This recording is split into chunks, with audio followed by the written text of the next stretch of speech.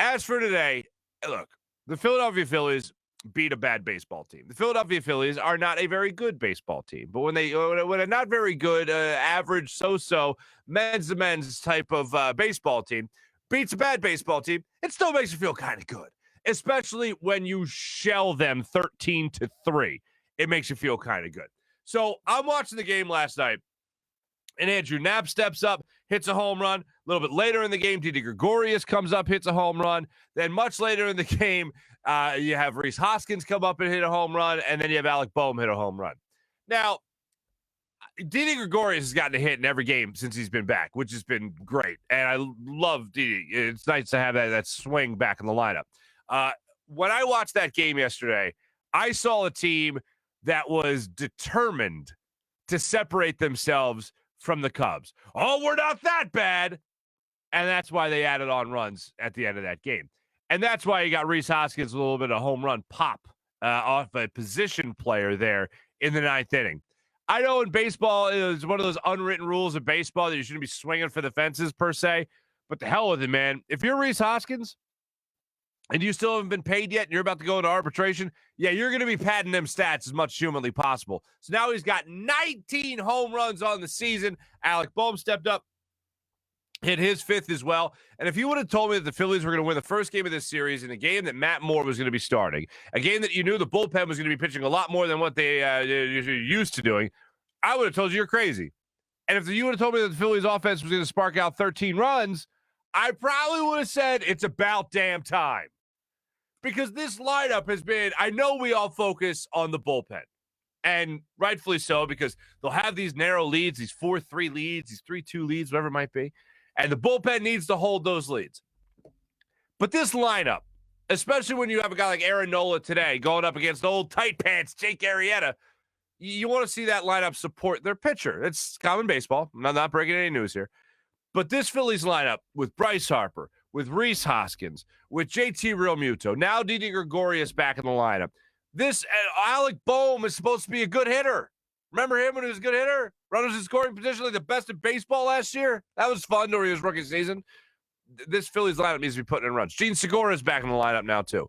It's a matter of getting healthy. It's a matter of getting hot. And I know we always joke about Charlie Manuel saying it's hitting season. Well, for whatever reason, that seems to apply for the Phillies. Starts to get warm out, starts to get hot out. They start hitting the baseball. It's been hot out for a little while now. Chicago, not so much. But last night, you see this team finally belting the ball out of the ballpark and making things happen, regardless of who their starting pitcher was, regardless of how many innings their bullpen had to give you. Now, let's look at this for a second. You go into that eighth inning. Phillies are up 10-3 or 10-2. Alvarado comes in, gives up a home run to right field. Did the wheels start turning at that point? Because it started turning for me. And I even went so far as to throw out a Twitter poll there to the good people of Philadelphia saying, the Phillies going to win this game, right? And then the two options were, of course, or I'm nervous. And the majority won with I'm nervous in a 7-run ball game. Yeah, I'm sure some of that was tongue-in-cheek, but I'm sure a lot of it wasn't. How could you not be? They blew a 10-run lead the other day. They allowed, 5 runs in the 8th, 5 runs in the 9th. The next thing you know, lead was gone. That's the point it's gotten to with this Phillies team. But you know what?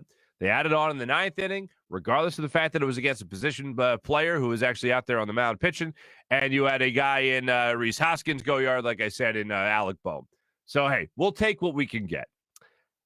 Jake Arrieta gets the start for the Chicago Cubs tonight, I should say. 8:05 start time against Aaron Nola. Be nice to see old tight pants who's have some struggles this season, and I'd like to see Aaron Nola in it'll be probably his second to last start of the season, I believe. And go out there on a good note, at least going into the All-Star break. Phillies right now are in a bit of an odd spot. They just need to keep beating up on the Cubs before they go to Boston, because I know everybody is talking about, this is why they're in an odd spot. Everyone's talking about how easy the schedule is in the second half of the season. Well, yeah, sure, you're talking about the Cubs, and you got a 4-game series with the Cubs, but then you also have to face the Boston Red Sox, who are actually having a pretty decent year, and you have to go to Fenway Park for that, and that's how they round out their season, or the first half of the season before they go into the All-Star break. So, yeah, it doesn't get exactly all that easier at least not heading into the break with a 3-game series against the Red Sox. So the best the Phillies can do right now, take care of business against the Cubs. And it seemed like certainly again in that 9th inning, they wanted to separate themselves and say, hey, we're bad, but we're not that bad. We're not Cubs baseball bad. We're not just worried about having friendly confines, and that's it. And then they didn't take care of business against the Red Sox, going to the All-Star break. And guess what? They took care of business against the Padres by winning 2 or 3 in that series. Great. Do the same thing against the Boston Red Sox. Take 2 or 3 from that series, and then go into the All-Star break feeling pretty damn good about yourself. That's what I want to see. We have a Phillies team also that has now won 6 of their last 10, so 6-4 in their last 10. They have not lost back-to-back games in 2 weeks.